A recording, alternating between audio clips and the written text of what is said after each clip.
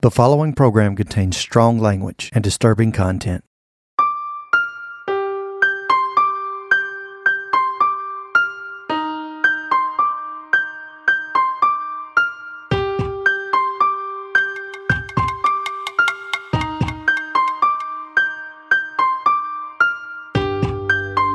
Hello, and welcome to the Dark Chills Podcast. If you like scary stories, disturbing or unexplainable events, then you've come to the right place. Thanks for visiting. Our first episode is titled, The Orange Man. A young man's encounter with an unusual and unlikely stalker leads him down a dark path where he must make a terrible decision. We hope you enjoy this episode and return each week for a new one. May you have dark chills to haunt you at night. Enjoy.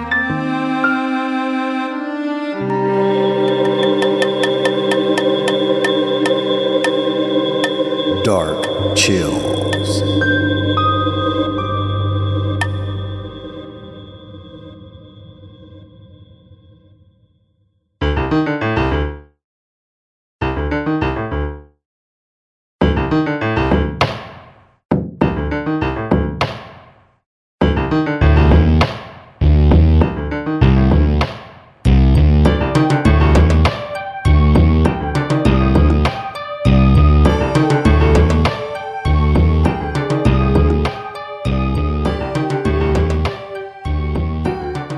It all started on a typical day.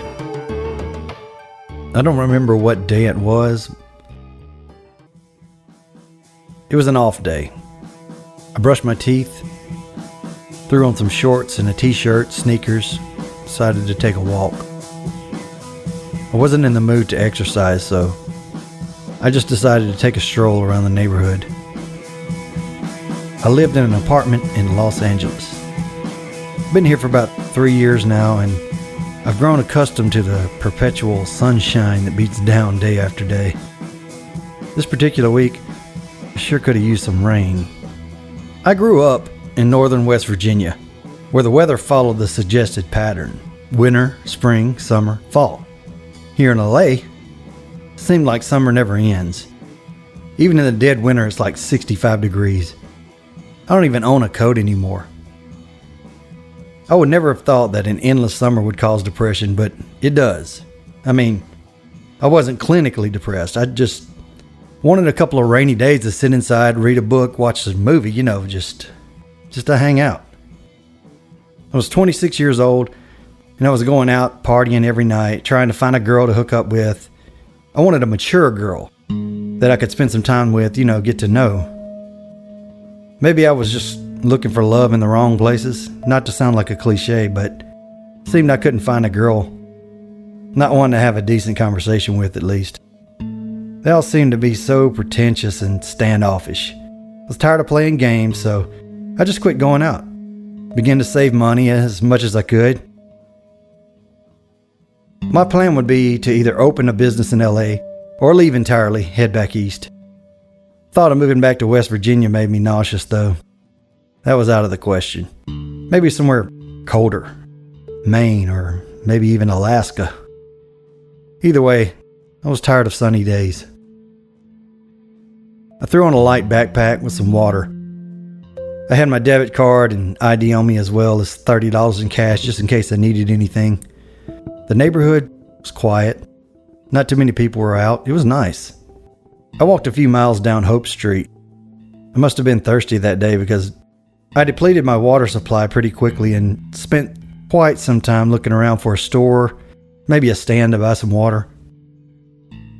I suddenly found myself alone on a quiet street just off Hope. Way down at the end was a single peddler. I just remember how quiet the street was. The wind whistling in my ears was about the only sound. Weren't even many cars out. I kept my eyes on the lone peddler at the end of the street. Nothing seemed too far out of the ordinary, but I had some pressure in my chest I could not explain. If I weren't in such good health, I would have sworn it was early signs of heart failure. I chalked it up to thirst and just pushed forward.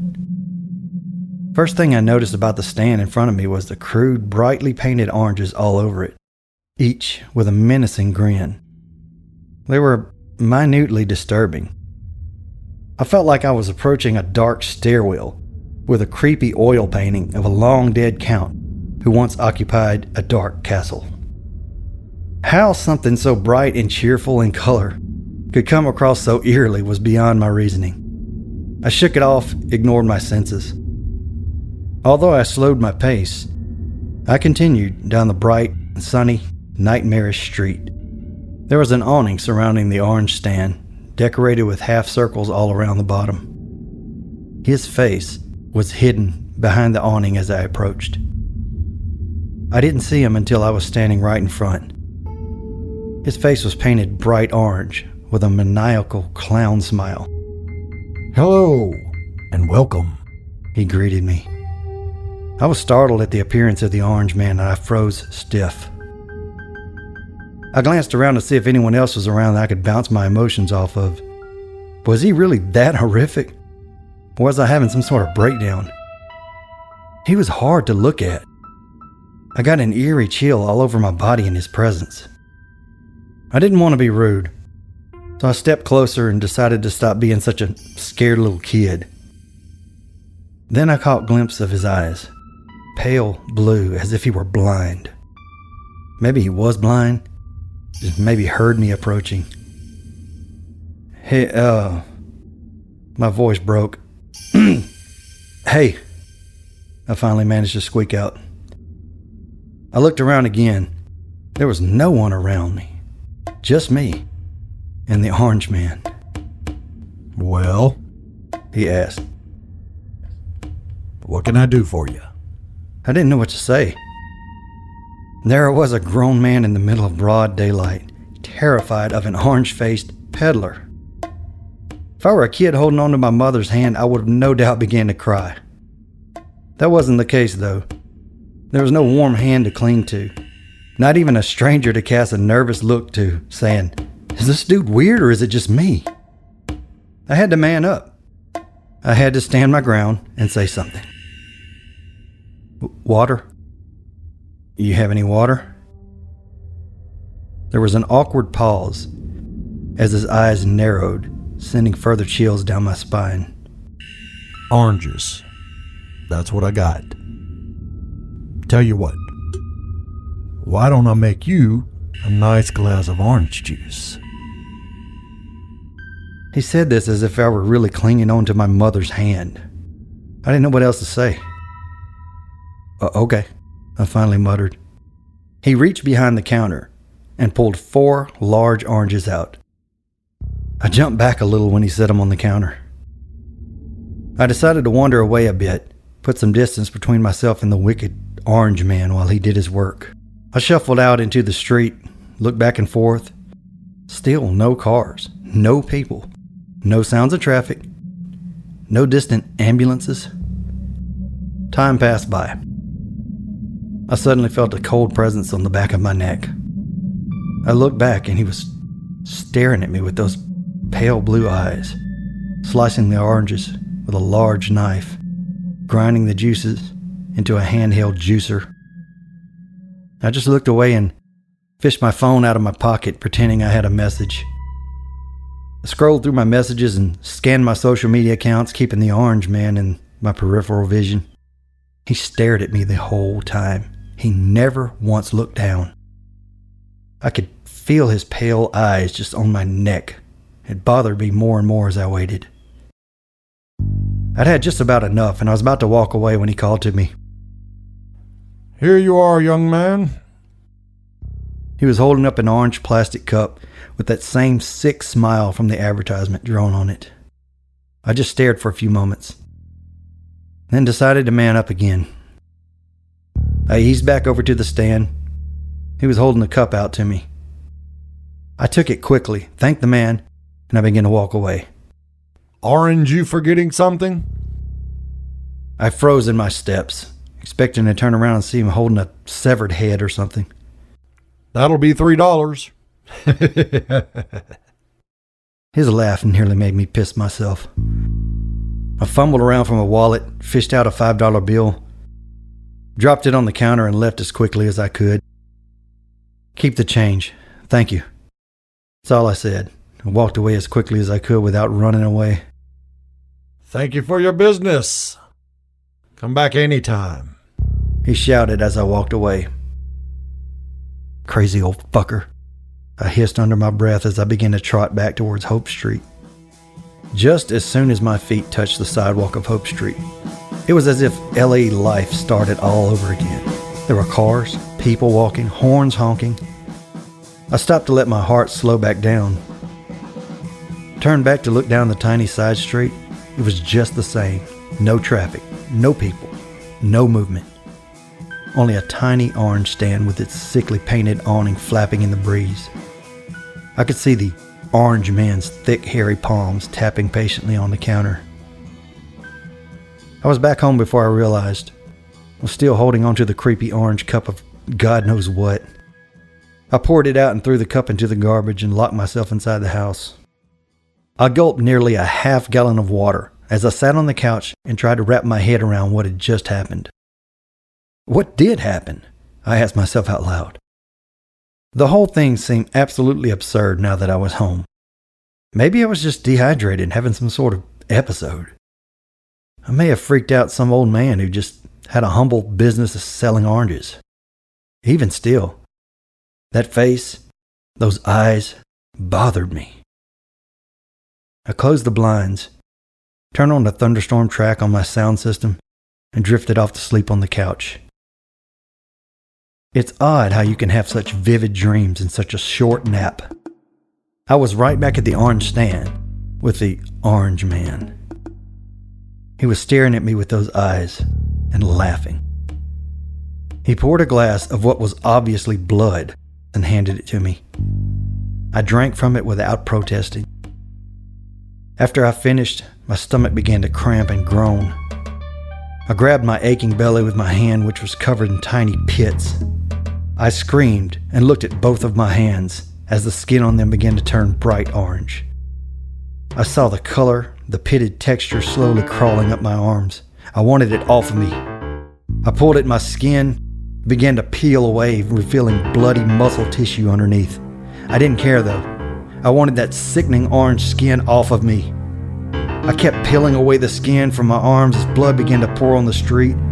The orange man was laughing loudly.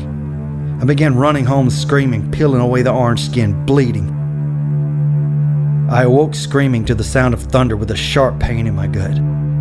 I immediately jumped up and ran to the toilet. I barely made it on time. The nightmare I just had. Why did he bother me so much? I finally managed to calm down after watching a few comedies. It was nearly 3 a.m. Had to get up in 3 hours for work. I took a shower, brushed my teeth, crawled into bed. Morning came with no more bad dreams. I was looking at myself in the mirror, brushing my teeth and thinking about the orange man. Orange man, I said to myself out loud, looking right into my own eyes in the mirror. Involuntarily, I spit toothpaste and saliva all over the mirror. I began to laugh uncontrollably at how silly that even sounded. Would I even be able to tell anyone about that with a straight face? How I was scared shitless by a fruit peddler who was probably a really nice guy.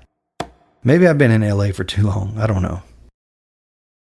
After a few more attempts at brushing my teeth without spitting and laughter, I decided to move on with my life. I was on the bus, headed downtown to work. I was at ease. I was jamming my rain list through my headphones. It was just a little list of songs about rain that I would listen to when I felt the need for a rainy day. Here Comes the Rain Again by the Arithmetics. I Wish It Would Rain by the Temptations. Feels Like Rain, Buddy Guy, you get the picture. My rain track always put me in a good mood. It was a usual sunny LA morning and everyone had somewhere to be. There was an elderly couple having a humorous conversation at the front of the bus. I couldn't hear what they were saying because of the rain track, but I saw the smiles and grins from all the other people on the bus who were eavesdropping on the conversation. I couldn't help but smile along. I would just watch the older couple's lips move and they would appear to be laughing. I would look around and see all the other passengers laughing. I would make eye contact with the laughing people and a grin would stretch over my face. It was a fun little game. The odd couple would laugh. I'd look around at the others. They would smile. I would smile back. Then I would laugh, knowing I had no idea what was going on. This went on for a minute or two. Then my eyes drifted out of the window. There he was. His orange face, his pale, dead eyes staring right back at me. The Orange Man. In his grotesque little hell house, grinning at me as we passed by in his stand. The back of my hand jumped up all by itself and extended a middle finger at the old bastard as I passed. He broke out into a hysterical laugh and pointed at me, and I kept my middle finger up for him to see until he passed out of view. I glanced back across the bus to see a confused man looking at me, pulled my rude gesture back down and went back to minding my own business. That bastard is up to something, I thought to myself. I kept my head down at work and didn't say too much to anyone. I was still a bit disturbed. No one seemed to notice, though. It was near the end of the week, maybe Wednesday. Can't remember exactly, so I'm sure everyone was focusing on their weekend plans. I took a cab back home so that I could get a good look at this Orange Man. The idea was to pass by and get the cab driver to take a look and to see what his or her reaction would be to the Orange Man. That way I could be sure it wasn't all in my head. He wasn't there, though. Damn it, I said under my breath. Did I miss a turn? The driver asked. Oh, no, I was hoping the Orange Man was still there. I lied. Wanted some oranges. I waited for a reaction. The driver said nothing else. You ever see that guy out there? I asked. Who? The driver asked. The old man that sells the oranges there, I answered. Oh, no, never noticed, he said. Well, at least I gave it a shot. Back home, I made some enchiladas, watched some television until bedtime. I went to take my dishes into the kitchen. I sunk the dirty dishes in some soapy water and headed back to the living room. We use only the best oranges to make simply the best orange juice. No additives, no preservatives, no concentrate. Only the purest. I was suddenly captivated by the orange juice commercial, but I decided not to let it guide my thoughts for the night. I quickly grabbed the remote and turned off the TV. Something suddenly caught my eye in the window behind the television. It was him, the Orange Man himself, staring at me through my living room window. A shout escaped my mouth and he disappeared immediately. I ran into my bedroom, dug out my aluminum baseball bat that I kept under the bed. I ran outside and began running circles around the apartment complex, determined to catch that sick bastard and teach him a lesson for good. He was nowhere to be found. I ran out into the street, looked both ways. Whoa! A young boy shouted, throwing up his hands to protect his face. Quickly lowered the bat. Jamie, did you see that old man running away from here? No, I did not see an old man running away from here. He was looking at my window. I didn't see anyone.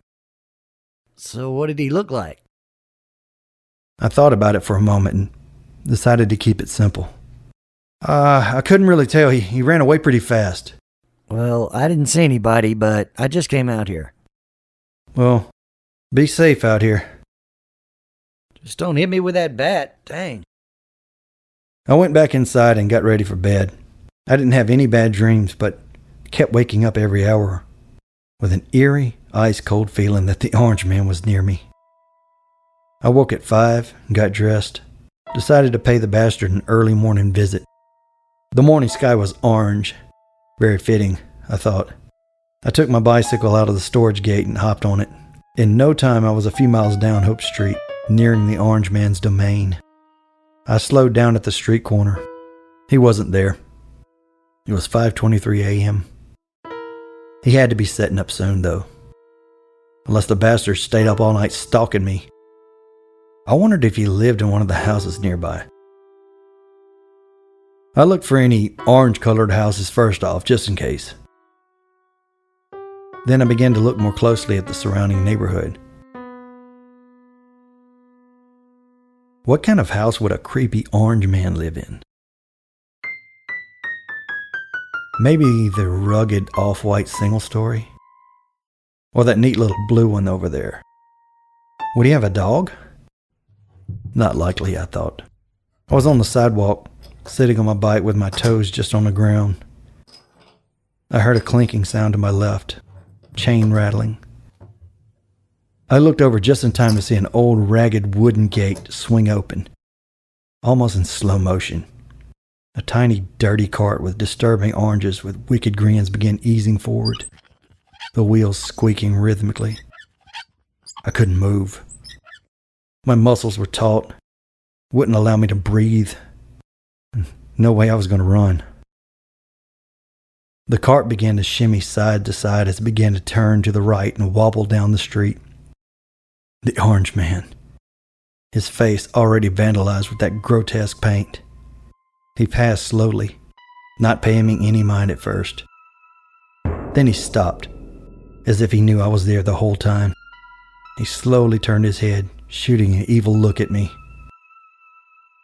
His face began to morph into that insane grin. He waved at me and laughed.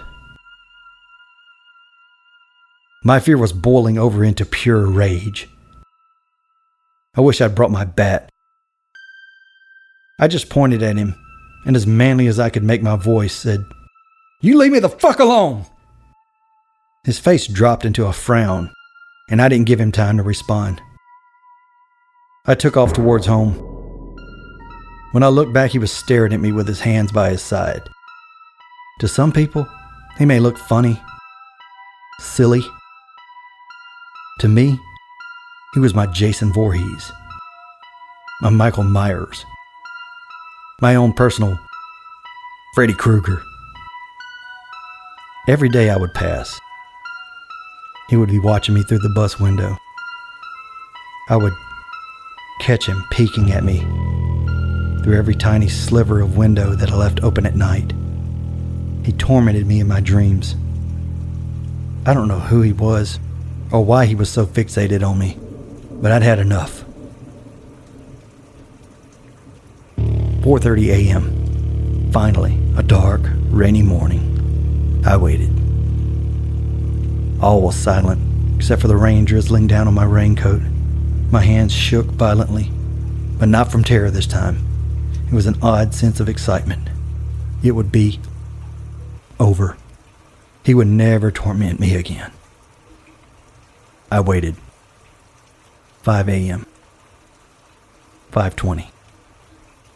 5:22. I waited for him to close the door behind him. He stood under the tiny porch roof and looked around the yard. He was holding a cup of coffee, the steam curling up under the faint yellowish glow of the porch light. I was just behind him, against the wall in a dark corner, with a heavy, long-handled sledgehammer. Over the past few weeks, I contemplated on how I would do it. Bat would be too loud. I don't own a gun. A knife? No way. I'd have to get too close. The sledgehammer had a handle as long as my leg. Perfect. I would sneak off late at night to an empty lot and practice swinging until I memorized the exact swing and perfected it. He would step out, close the door behind him. I would step forward and swing upwards 45 degrees and smash his disgusting orange face in. Then I would keep swinging till he no longer moved. And there he was. I could see the side of his face. It looked normal. It wasn't orange. A deep panic began to set in. Maybe it was all a mistake. He was just a guy. He may be a bit crazy, a bit obsessed with me, but maybe he's just a man. No! I shouted back at myself in my head.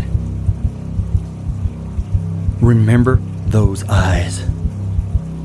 As if by design, he began to turn to the right, perhaps sensing something was wrong. I began to feel the rush of adrenaline coursing through my veins. It was now or never. The second his sickly pale blue eye became visible, I stepped forward and swung with all my might. The hammer struck him dead right in that disgusting blue eye. I pulled back to take another swing, but the hammer bore so deep into his eye socket that I pulled him down on top of me. I screamed and scurried out as quickly as I could. I grabbed the handle, now wet with blood and rain, pulled at it. It slid from my hands and he rolled over kicking and moaning. I grabbed the handle again and twisted and pulled. It came free. I stood over the orange man triumphantly and smashed him over and over until there was nothing left of his ugly face to ever fear again. I left his trembling remains to die away and left his sledgehammer laying right beside him.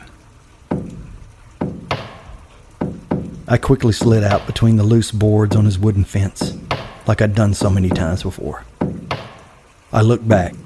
This time, he did not look back at me. He did not grin and point. He did not stare.